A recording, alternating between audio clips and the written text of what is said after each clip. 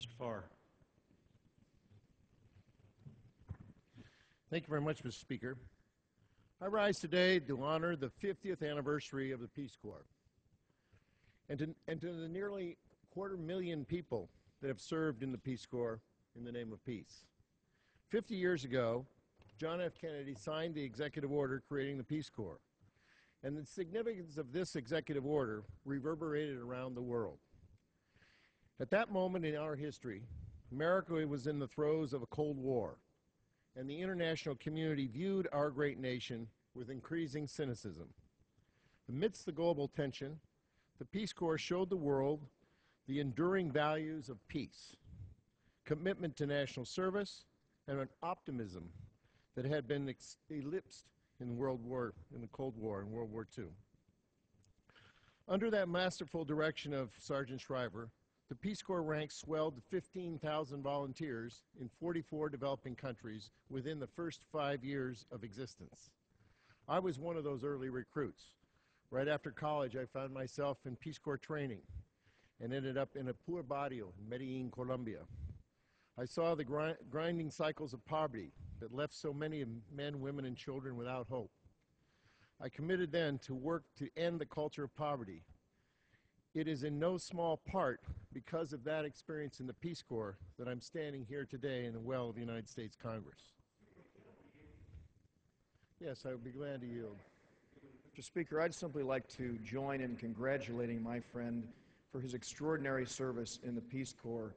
He not only served at that time, but he continues to share that experience with us today, and as we focus on countries that are dealing with difficulty all around the world, the expansion of the Peace Corps is something that has been very important, and recognizing the 50th anniversary is something that I'm happy to join my colleague in doing, and I thank my friend for yielding. Thank you, Mr. Dreyer, and I appreciate your support as well.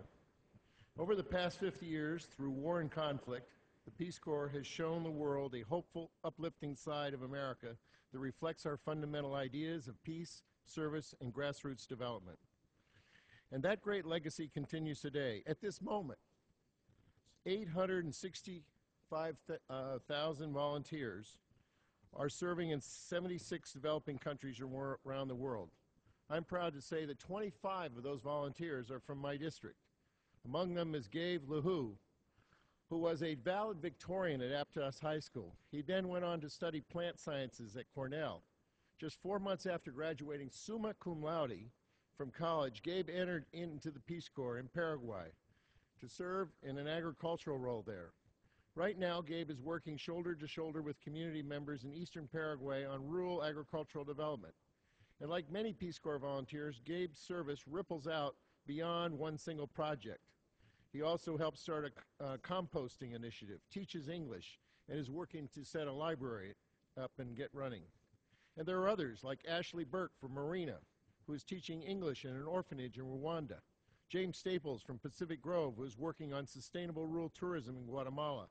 Gabe, Ashley, and James are powerful ambassadors who have committed 2 years of their lives to serving America's best values abroad. And the American taxpayers reap a huge return on their investment in this remarkable program.